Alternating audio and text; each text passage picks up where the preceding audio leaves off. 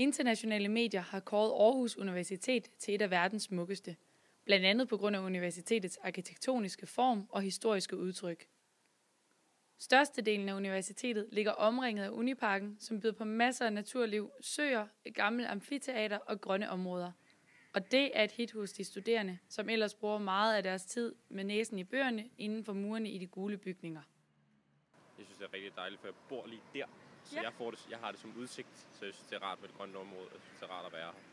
Det er sådan et ånderum, så det er bare dejligt. Jeg sidder her så nede med mine venner, eller ja, bare ligger mig hernede og slapper af.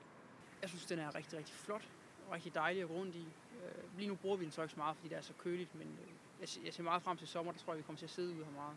Jeg synes, det er et rigtig fint anlæg, der er her. Jeg synes, søerne det skal op, skaber sådan nogle fine rammer for parken. Det synes jeg er rigtig rart, og så er det selvfølgelig sjovt, at der er sejlads.